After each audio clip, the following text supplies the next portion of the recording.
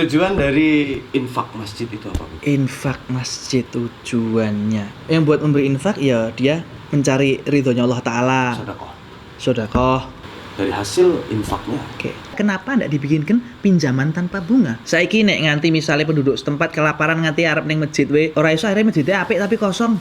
Pak ngomong apa? Betul. Iya, tapi kuwi do kesusahan ra duwe duit dan sebagainya angel kabeh.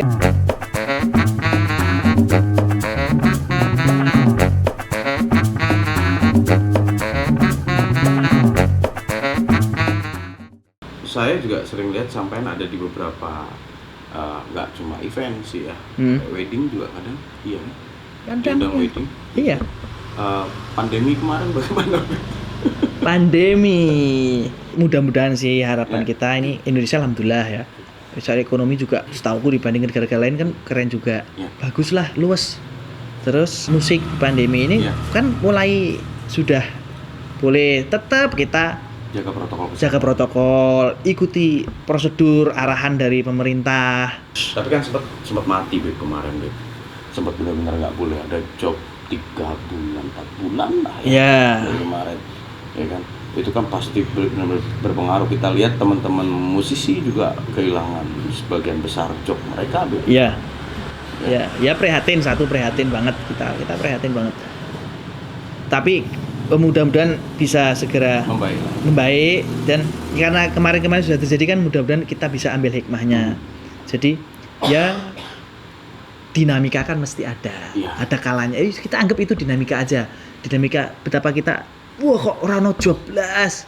Kita bisa ambil hikmahnya, dinamika ada. Tapi kan nyatanya yang saya tahu alhamdulillahnya kita enggak pernah kelaparan. Alhamdulillah ya tetap bisa mangan, walaupun utangnya akeh, tapi jek iso mangan, jek iso udut, koncone akeh, alhamdulillah. Itu juga akhirnya kan meningkatkan kepedulian kita tadi itu, antar sesama sedulur, sesama seniman, sesama warga negara tercinta ini yang keren Indonesia ini, antar masyarakat. Kita akhirnya mau nggak mau harus tengok tetangga mana yang. Kemudian dari itu akhirnya kuliner juga perputaran ekonomi dari kuliner kan juga meningkat. Dari situ hikmahnya mudah-mudahan kita jadi bisa dipikir caranya biar jadi cerdas. Ayo, kuwi duwe solusi apa? Jadikan kita tidak bergantung sithik-sithik engko nyalahke pemerintah kan tidak gitu juga. Kan yang nentukan nasib kita kan kita sendiri. Betul. Jadi memang kita belajar ben kudu cerdas ki piye carane. Akhirnya ketemu kanca-kanca, akhirnya berkomunitas. Keren lah itu jadi solusi kok. Nanti nemu konsep apa yang keren, tidak melanggar aturan dan sebagainya, akhirnya bisa punya ide ya. Kayak kuliner tadi salah satu contohnya nyata kan. Teman-teman kita juga banyak yang di kuliner, kayak Mas Tian juga buka web bagus. Dari perputaran ekonomi juga. Dapur ngepul tetap. Iya, betul. Alhamdulillah. Ya. Dan belajar dari pandemi ada satu pertanyaan nih. Tapi nggak tahu ini kayaknya kalau saya tanyakan, tapi tetap harus saya tanyakan, Beb. Kalau nggak saya tanyakan juga santai. Ini benar-benar saya kemarin pandemi ketemu. Saya tak minum ini dulu ya. Apa ini namanya? Sebahagia Kopi. Iklan mengandung. Kita nggak pernah iklanin itu. Nggak apa-apa. Tapi kan aku sing iklan ke. Kurang masalah. Sebahagia Kopi ini dari Mas Tian. Sebahagia Kopi @sebahagia kopi berarti ono Instagramnya. Iya. Oke. Tak minum dulu ya. Top. Ini jujur asli Mas Tian enggak minta diginiin aku sendiri. Iya. Terus. Nah, jadi kemarin pandemi ini ketika kita semua berhenti, saya di rumah ketemu dengan beberapa teman ngobrol tentang pandemi. Akhirnya muncul pemikiran gini, kemarin sempat mati. Akhirnya kita beramai-ramai berbagai macam komunitas penjuru kota bikin galang dana donasi untuk mereka yang terdampak langsung, ya kan? Saya mulai dulu dengan pertanyaan, sharing ya. Mungkin jenengan bisa menjawab pertanyaan saya ini yang nantinya akan merujuk ke pemikiran saya tadi. Pertanyaannya adalah, sebetulnya tujuan, tapi mohon maaf sekali lagi, ini teman-teman saya mohon maaf, ini benar-benar sharing. Siapa tahu dengan ini akhirnya ada solusi baik untuk ke depan, hal ke depan. Apapun itu jawabannya, Beb. Saya mau nanya aja agak takut sih karena sekarang ini gampang dipelintir kan. Aku deg-degan gitu. Piye, Bos. Tujuan dari infak masjid itu apa, Bu? Infak masjid. Tujuannya menurutku lo ya. Iya. Menurutku dewe ini. Iya. Ya. Satu buat yang memberi infak mencari ridhonya Allah Ta'ala. Sedekah, mencari ridho ya. Iya. Akhirnya kan nanti fadilahnya, berkahnya kan datang sendiri karena dia ridho. Betul. Itu dari si pemberi. Dari pemberi. Dari hasil infaknya. Oke. Setelah terkumpul, ini yang di mana? Di masjid atau di, ya, di baik di masjid, contoh wis di masjid wis. ya. Contohnya itu aja. Menurutku lo ya, nek salah mungkin bisa di koreksi. Ya sharing lagi. Ya. Mungkin namanya sharing. Aku orang menggurui lo ya. Ya. Ingat saya tidak menggurui. Ya. Cuman pemikiranku Ya. dewe. Tadi dari pemberi. Kemudian berarti kan ada yang mengelola. Betul. Oke, buat aku hal yang baik itu ya kudunya dikelola juga dengan baik. Dalam arti Ya kan otomatis kan harus dikelola. apakah itu dikelolanya hanya untuk masjid atau musola itu sendiri, Beb? Atau memang bisa digunakan untuk sekitar? Bisa semua kembali ke pengelolaan, berarti kan ada breakdown. Ya. Oke. Misal contoh wis ben gampang wis yo. Ya. Oh, ono infak bulan iki ono 10 yuta. Ya. Misalnya kebutuhan masjid harus dipenuhi dulu. Ya. Misalnya listrik, air, kebersihan, bla bla bla sing Ya. wajib-wajib. Wih mungkin mau 5 juta. Oke. Berarti mesti sisa 5 juta. 5 juta. Bisa aja 5 juta ini terus nanti ini dikasihkan ke fakir miskin dan sebagainya gitu-gitu kan mungkin pada umumnya kan begitu. Betul. Tapi bisa juga kenapa enggak dibikinkan pinjaman tanpa bunga? Oke. Why not? Sah enggak? Misal orang yang biasa sering ke situ dia enggak ada kerjaan, weh nyo, iki dari pengurusan minjemkan duit kamu 1 juta untuk bisa kamu puter balikinnya. Monggo, yang penting kamu putar balikinnya tetap 1 juta, yang penting kamu bisa gerak. Jadi tidak ngajari orang Minta. Dan itu kemaslahatan umat. Ya jelas pengelolaannya kudu cantik. Sah enggak itu? Dosa enggak? Insya Allah enggak. Wong diutangkan tanpa bunga. Tanpa bunga satu dan itu untuk membangun masyarakat lebih Membangun mandiri. masyarakat lebih mandiri. Jadi tidak ngajari Minta. jaluk jaga kan kudu aktif. Contoh. Ya. Bener, Bro? Betul. Karena gini, Beb, yang saya lihat, saya yakin banget, aku yakin, insya Allah nih, semoga saja ini tidak salah, semoga ya, Beb ya, harapan. Iya. Yang namanya infak kalau dikumpulkan se-Indonesia ya dari musola, tiap kampung lah musola, masjid kan bisa dikatakan setiap kelurahan. Di tempat saya aja satu kelurahan itu sudah berapa? Itu keren kan, tertib. Ya kan? Itu kalau dikumpulkan untuk membantu, karena ini pemikiran saya tadi, Beb. Kenapa ketika pandemi kemarin para takmir masjid tidak sampai berpikir bahwa oh ya ini bisa untuk membantu lingkungan sekitar masjid. Bahasa saya yang kasar, Bib, Nun Sewu. Iya. Masjid dibangun setiap tahun begitu megahnya. Nun Sewu ya, bukan saya mengecilkan arti pembangunan masjid. Oke. Kembali lagi itu tetap Baitullah, ya kan? Ketika masjid dibangun tapi di sekitar masjid masih banyak orang yang membutuhkan. Lah kuwi pengelolaannya. Berarti itu pure dari pengelolaannya dong. Iya dong, itu harus kelola dengan cantik, dengan cerdas. Ya kan akhirnya membawa keberkahan yang nyata. Seperti tadi contoh yang ini ndak makan gini-gini. Terus timbang mung dikek-ketok akhirnya jadi wong jaga. Kenapa ndak orang-orang tersebut yang ya tentunya yang bukan yang usia lanjut, yang mesti usia produktif kan kei solusi supaya bisa bergerak, akhirnya kan aktif. Nyugihke wonge dhewe aktif, dia bisa dapurnya bisa ngepul dengan dia produktifnya sendiri padahal punya potensi kan. Baik, kembalikan tanpa bunga. Aku nyicil sih bayar 200 nanti lunas kan dia sudah punya usaha sendiri. Asik kayak bisa toko kelontong, jual angkringan atau apa dia untuk ya macam-macam lah contohnya itu misalnya. Itu boleh tuh, itu kan membantu. Boleh nggak, Beb? Saya memang di dekat area musola atau masjid tersebut tahun ini karena setelah diajar pandemi kemarin akhirnya tidak ada yang mampu kurban nih. Pasti kan ada daerah kayak gitu karena teman saya sudah dapat data. Ada daerah yang memang nggak mampu kurban.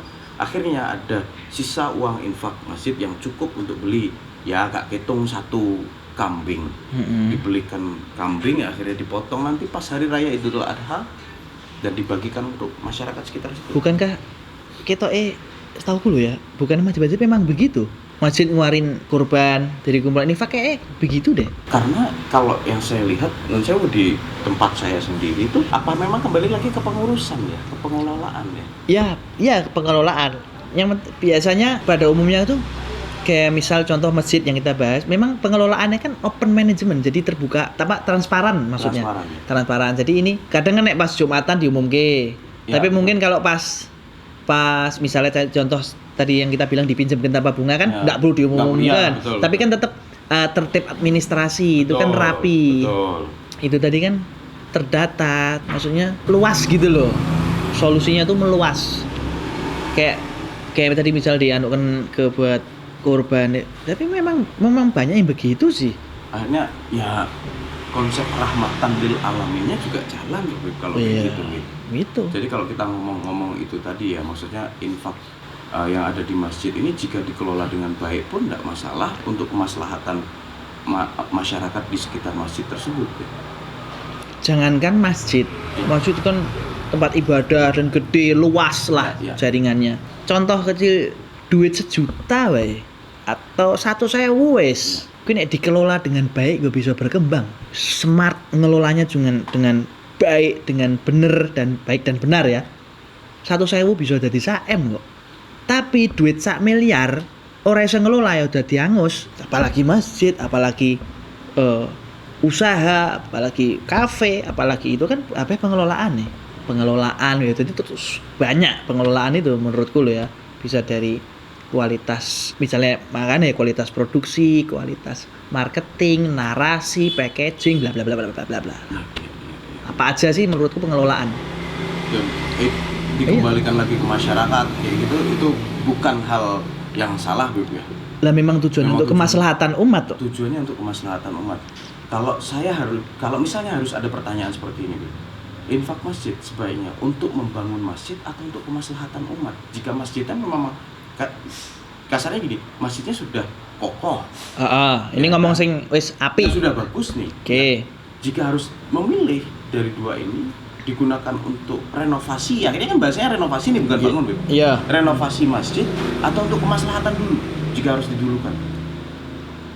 Ya kemaslahatan toh. Nah aku loh, ya kemaslahatan. Saiki nek nganti misalnya penduduk setempat kelaparan nganti arep ning masjid we ora iso akhirnya masjidnya apik tapi kosong. Pak ngomong apa? Betul melompong gitu Pak. Iya, tapi kuwi ini do kesusahan ra duwe duit dan sebagainya angel kabeh. Tapi nek kemaslahatan piye carane masyarakat yang ke bawah ini dapur yo ngepul, anak bojone perutnya udah kenyang dan sebagainya, arep ibadah kan yo gagah, Bos. Iya lah nek jan kelaparan mikiri iki, wah iki angel kabeh ya wis angel kabeh juga. Gimana mereka mau ibadah? Malah ketika dia dari sebab pengelolaan, misal contoh ketika ngomong masjid ya, pengelolaan masjid dan ada ini dan masjid juga punya usaha, tapi dipilah ya. Ya. Punya usaha sendiri. Masjid selain tadi punya koperasi sendiri atau punya toko atau punya apa bla bla bla jasa, dan berarti punyanya masjid dikelola, duit itu diputer juga untuk mengembangkan ekonomi kemasyarakatan, masyarakatnya makmur, yo ibadah yo tekes dengan senang hati, dan mereka punya keterikatan dengan masjid itu. Betul. Semistri, anak bojoku yo sebab masjid. Mosok aku rapak cinta mbek masjid. Akhirnya mereka juga mikir ya itu. Iya, pengelolaan. Oke. Ini satu pengetahuan yang mungkin sekarang jarang dibahas, gitu. Kenapa saya tanyakan lagi? Karena kita itu tadi, kenapa ada pertanyaan seperti itu berdasarkan kemarin kondisi pandemi yang seperti kemarin tuh, yang semua hampir mati, UMKM bisa dikatakan close sebagian besar sampai sekarang. Akhirnya saya bertemu dengan teman-teman yang akhirnya memunculkan, iya ya, kita nggak pernah mikir ya, masjid ini bisa nggak sih akhirnya uangnya untuk kemaslahatan, karena kita lihat kemarin kan pikuknya orang semua kolaps semua gitu. Ya nggak besar nggak kecil nih, tapi yang kecil mungkin gini, kalau perusahaan yang sudah gede perusahaannya kolaps tapi si bos nih masih punya tabungan, betul kan? Nah yang kecil-kecil ini ya kan tamangan opo kolaps udah nggak bisa apa-apa, nunggu bantuan, sorry to say, akhirnya berharapnya sama pemerintah, akhirnya negatif sama pemerintah. Bantuan belum lagi di bawah kita, ini bukan hal tabu lagi, pelaksanaannya juga saya rasa masih banyak yang kurang tepat sasaran, karena tidak tepat pada siapa penerima yang seharusnya gitu kan. Itu kemarin banyak dibahas di media. Kenapa tidak tidak dari masjid atau musola setempat. Jika memang ada kelebihan infak akhirnya dibagikan dalam bentuk, pastilah mungkin kalau dalam bentuk fresh money, jika memang tidak bisa memberikan fresh money kan bisa dalam bentuk sembako mungkin gitu ya, untuk bertahan hidup gitu. Ya, lah itu tadi pengelolaan tadi. Misalnya tadi kayak bilang soal pandemi tadi dan sebagainya. Yang kaya mesti punya tabungan, lah yang itu yang menengah bawah kesusahan. Nah, kenapa enggak misal dana tadi delalah masjidnya punya toko atau punya apa, bisa menyerap tenaga kerja di situ. Kan keren. Nek kembali lagi tadi nek memang nek salah-salahan orang rampung-rampung. Salah-salahan ndak bisa no, kita salah-salahan orang rampung-rampung. Tapi yuk kita bikin sistem yang cantik gitu. Sistemnya ya itu tadi pengelolaan, gawe sistem sing cantik sing bisa gawe manfaat buat KB. Juga ndak ngajari orang gini. Ngajari orang gini. Itu kan sebetulnya didikan apa orang-orang tua kita, guru-guru kita, didikan sesepuh kita dulu kan begitu. Berarti aktif KB. Akhirnya ke depan pun ketika memang ya ini dari masyarakat untuk masyarakat kembali lagi, dan orang yang memang masih, saya yakin orang masih punya motivasi untuk sedekah karena itu tempatnya untuk sedekah, tapi orang akan lebih lagi memberinya dan lebih, maksudnya plong lagi ngasihnya ketika akhirnya infak yang terkumpul tadi tersampaikan dengan baik dan tepat guna ya. Orang yang memberi pun akhirnya senang juga kan, dampaknya kelihatan. Dan tidak ada yang salah, bukan berarti kemarin-kemarin itu salah, enggak. Bener kabeh, mung iki pengembangan. Sistemnya di-upgrade. Betul. Saya contoh begitu. Belajar dari pandemi ini. Kalau nggak ada pandemi hikmah kita berarti belajar. Ya, jadi ada hikmah juga kan dari pandemi, kita punya ada ya sedikit ide yang seperti ini, jika itu dilaksanakan pun tidak masalah ya. Saya sepakat dengan tadi ngomong konsep rahmatalil alamin, itu jelas bukan rahmatalil muslimin. Iya, betul. Bukan rahmatalil Habib, bukan rahmatalil kiai itu. Jadi rahmatalil alamin. Keren banget loh. Dan akhirnya saya sempat ngobrol dengan teman, ada teman waktu itu saya lupa, bahkan kalau bisa ada tuh yang ngasih statement kayak gitu. Saya di mana saya dengar, kalau bisa itu masjid itu kan ada, misalnya kita ngomong pas Ramadan nih, kan ada orang di sekitar yang nggak puasa, anak kecil misalnya, ya kan, ibu-ibu yang dalam misalnya lagi halangan, terus orang-orang yang non muslim, itu alangkah akan lebih baiknya jika hubungannya ini konsep rahmatan lil alamin, jika kita mengacunya pada konsep rahmatan lil alamin, akhirnya masjid ketika masak nanti untuk buka bersama jamaah, ya kan, siangnya sudah matang, itu bisa dibagikan untuk mereka yang lagi tidak puasa. Wah, luas banget itu. Betul. Luas smart system. Jika itu dibangun itu keren. Dan tidak susah, tak kira. Gampang. Orang-orang kita pinter-pinter, orang Indonesia pinter. Sekali lagi Beb, saya terima kasih untuk malam hari ini. Saya seneng banget, saya terima kasih juga. Saya akan balik lagi ke sini. My pleasure, brother. Bener-bener, saya tertarik dengan obrolan budaya tadi. Obrolan budaya, obrolan kebudayaan, sejarah kebudayaan Islam. Itu harus kita bahas tuntas, ya. Aku juga tak sinau sih tapi. Iya, makanya saya benar-benar pengen itu dibahas karena ini benar-benar pengetahuan untuk teman-teman sekarang. Saya seperti teman-teman yang seperti saya yang jauh dari lingkup agama, dalam arti ya kita jarang ikut ngaji, ya nggak tahu ikut ngaji, nggak tahu ikut kumpulan. Akhirnya dengan kalau bisa dituangkan di media hal-hal semacam tadi yang kita obrolkan sebelumnya, insya Allah itu akan membawa perubahan yang baik. Amin, mudah-mudahan. Ya wis kita ngelakuin ini yo dengan senang hati yo. Ya, betul, sharing yo asik. Sharing. Nambah sedulur ya. Betul. Akhirnya saya bisa ada di sini, dan sekali lagi Beb, saya terima kasih atas nama Mirip TV Channel, ya. Dan Mirip TV Channel, keren ya.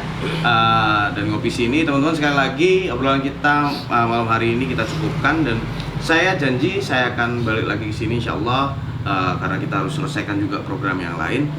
Ketika ada waktu kita akan bahas mengenai tadi kajian budaya Islam tadi. Sinau bareng ya. Ya, belajar bareng Beb. Oke. Senang banget. Pokoknya terima kasih Beb. Sama-sama. Jamuannya luar biasa tadi. Saya dikasih minuman tadi dan saya kebetulan suka banget itu, kencur.